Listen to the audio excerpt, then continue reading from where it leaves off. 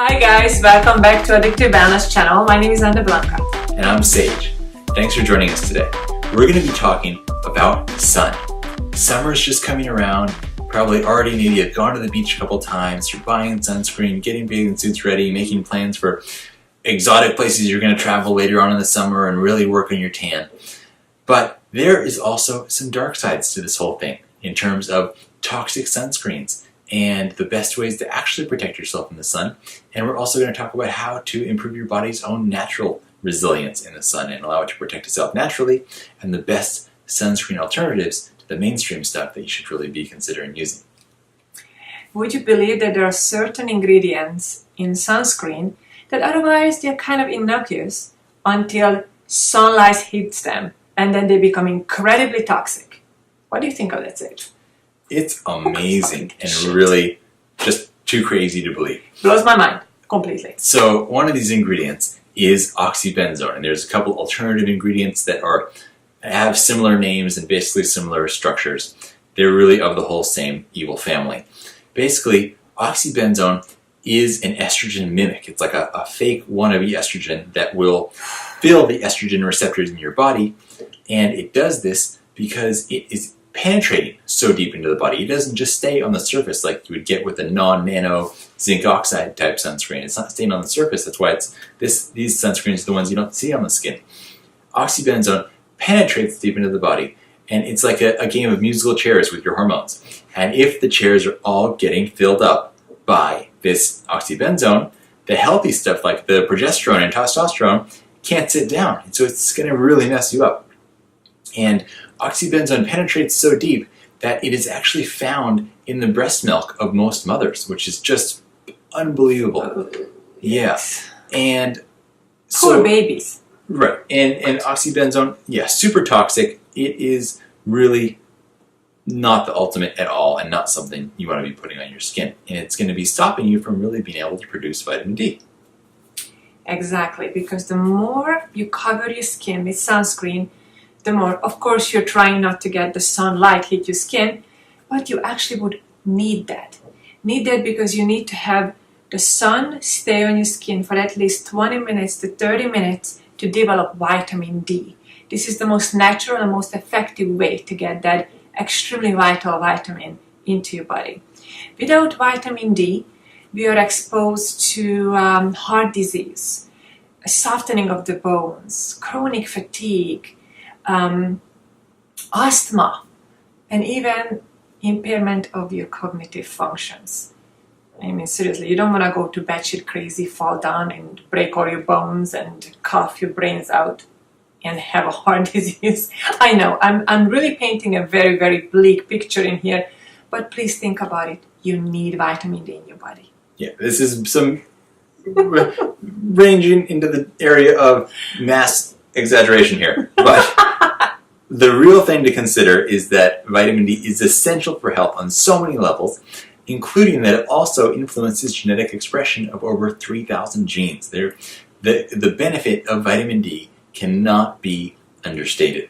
And another thing to keep in mind is that even when you've gotten some good healthy sun exposure and you haven't been wearing heavy duty sunscreens, you don't want to wash yourself in the shower with harsh soaps for at least a couple of hours after, because this vitamin D is a substance that builds up on the surface of your skin while you're getting the sun exposure, and if you just go wash it off and don't give it a chance to absorb into the body, you're not actually going to get the real benefit.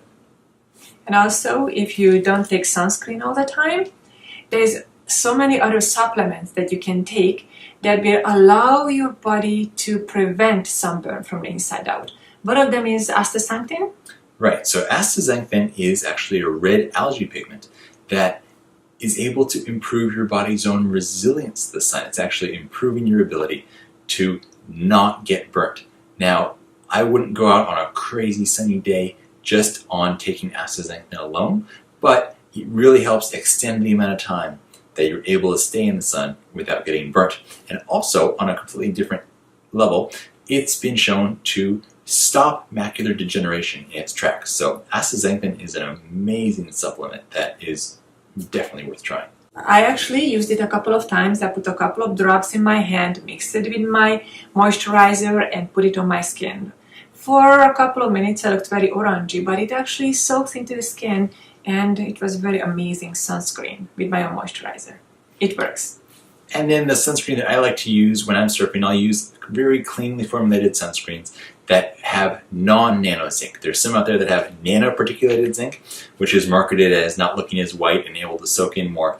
But when you get things that are in nanoparticles, these are able to go also very deep into your body, and they're so small in terms of their particle size that your body can't control where they go. So this stuff could end up anywhere in your body, and probably in places where you really don't need sunscreen. So go with the full-on regular zinc. It's going to show up a little white on your skin, but you're really going to be protected from being burned, and it's not going to have the toxic effect of something like oxybenzone. Now, if you're just out for like 20 or 30 minutes looking for your vitamin D benefit, getting some good exercise out in the sun, you may not need a non-nano zinc sunscreen like this to get you through. But if you're out for a couple of hours, say maybe you're going surfing, like I am, you were going, then you may need a little bit more than just astaxanthin. And one of the other problems with sunscreen, that it separates the UVA and the UVB rays.